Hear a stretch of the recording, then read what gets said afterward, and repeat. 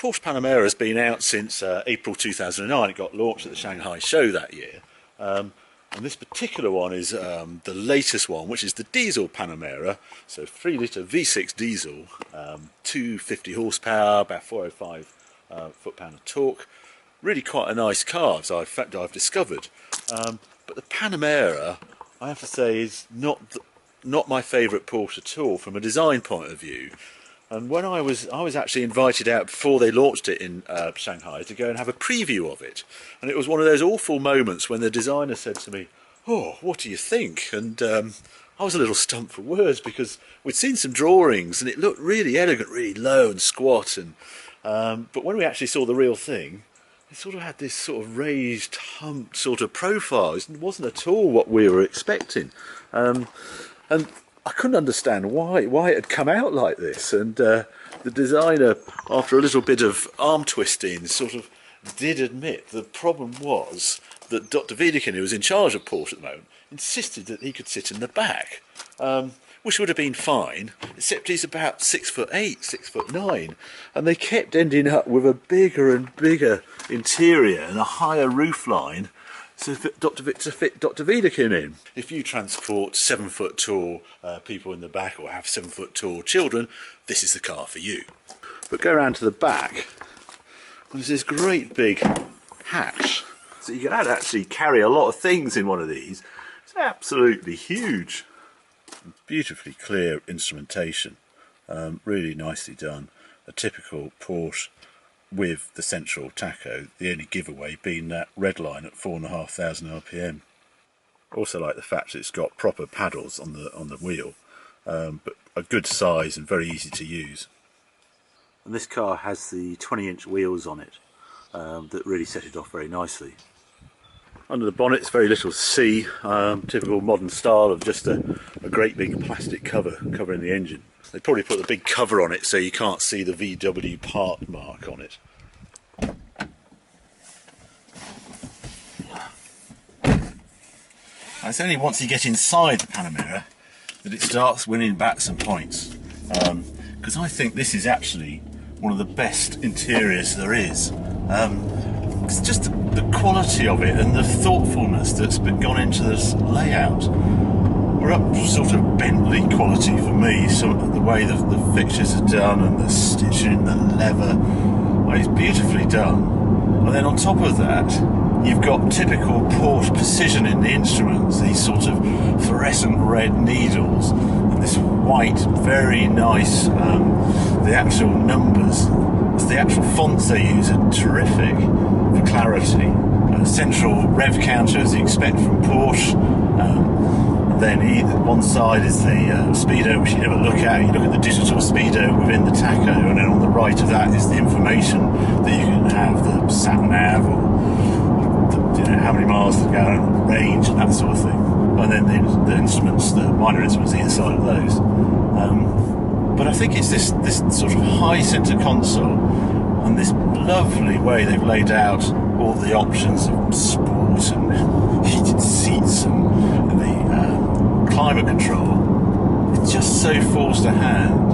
And to top it all off, this car, being the Panamera diesel, gets the 8-speed torque converter automatic rather than the PT gearbox in the other thing, the turbo, the GTS.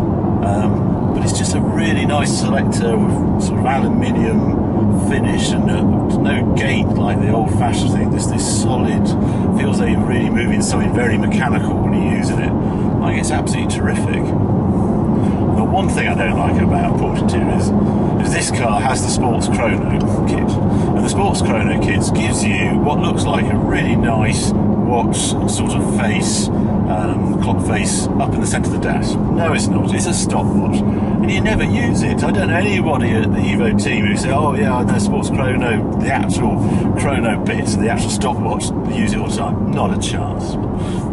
Anyway, the plus size, you've got Sports, and you've got Sports Plus option if you have the PASM option fitted, which is the suspension with the adjust dampers and spring raise. It works really well. It's got manual, flick that over to manual, and hey presto. And I have to keep remember, I'm in a diesel. Doesn't feel like a diesel from behind here. way is the sort of low rev counter. It goes to 4.5 red line. What's that all about in a Porsche? But boy, has it got some torque. And what's really interesting is that torque is enough to just sort of overload the wheels at pretty low revs. And I just find this, you know, rear-wheel drive chassis, I'm working it, and I know there's a lot of torque going to those rear wheels. And it's terrific. You know, I'm very surprised at how well this drives. And if you're worried about, oh, there's going to be a lack of refinement because it's a diesel, forget it. This is about the quietest diesel I know. Very, very impressive. Slow all things down again. It takes sport off and it reverts to this comfort mode. And it is properly comfortable. How they've got this ride quality on 20-inch wheels, I don't know. Very, very impressive. It's quite a long wheelbase, so that sort of helps. But transcontinental travel, just floating around the UK, doesn't really get much more comfortable than this. So the thing about the Panamera diesel, the reason you choose it, because of fuel consumption. And a friend of mine's got one of these cars. He regularly commutes up to Scotland, and he's equally amazed as I am that he's averaging well in the 40s. His best run up to Scotland back so far is 47 miles to the gallon, the Panamera diesel. And having run this for a while now and put a couple of tanks through it, I'm equally amazed at the fuel consumption. I'm getting regular commuting, doing about 38, 39 to the gallon. It's extraordinary. A couple of 80-litre tank, your 650, 700 mile range. That's really good. I mean, I love the convenience of a range like that. So I'm amazed. When I summarise this car, well, I'm still not a fan of its looks. The only reason it's sort of got presence because of the size of the thing, the size of a house. But it's a really nice car to travel in. I love this interior. It feels a very grown-up car. It doesn't feel like the Maserati I've got is sort of frivolous, and you sort of would find in another world you'd find it at late night parties and things.